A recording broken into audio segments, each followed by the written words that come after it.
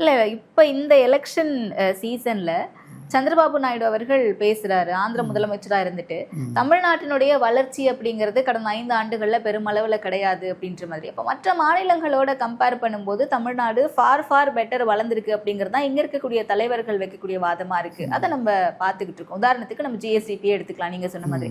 அப்ப நம்மளுடைய ஜிஎஸ்டிபியில கிட்டத்தட்ட 25% ஐடி ஊழியர்கள் தான் கொடுக்குறாங்க அப்படின்னா இது நீண்ட காலமா நடந்த ஒரு ப்ராசஸ் இல்லை கடந்த 5 ஆண்டுகள்ல மட்டும் இந்த வளர்ச்சி கண்டிருக்கோமா நம்ம? இல்லைங்க, ஒரு பொருளாதார வளர்ச்சிங்கிறது எப்பயுமே ஒரு வேவ்ல நடக்கும்.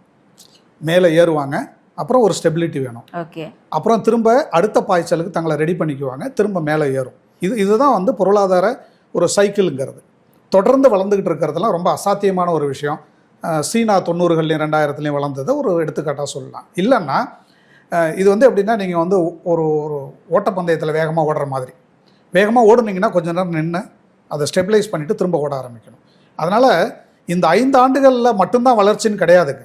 ஆனால் இந்த 5 ஆண்டுகளில் ஏற்பட்ட வளர்ச்சி உண்மையிலே அபரிமிதமான வளர்ச்சி.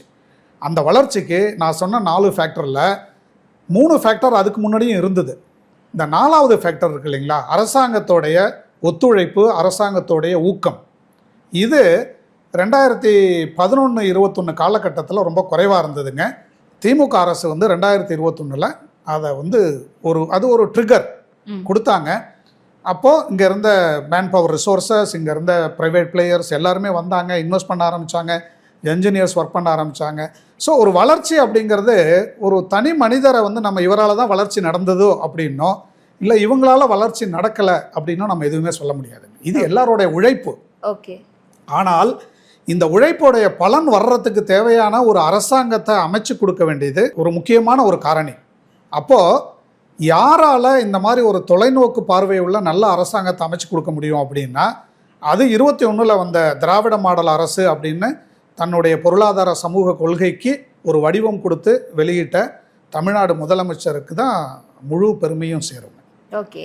இவங்க ஒருவேளை பழைய கொள்கைகளை அப்படியே தொடர்ந்து தொடர்ந்து வச்சுருந்தா இந்த 21-25 நடந்த ஐடி வளர்ச்சி நடந்திருக்காதுங்க தமிழ்நாட்டில். இன்னமுமே நம்ம இன்னும் ஸ்லம்பரில் போயிருப்போம்.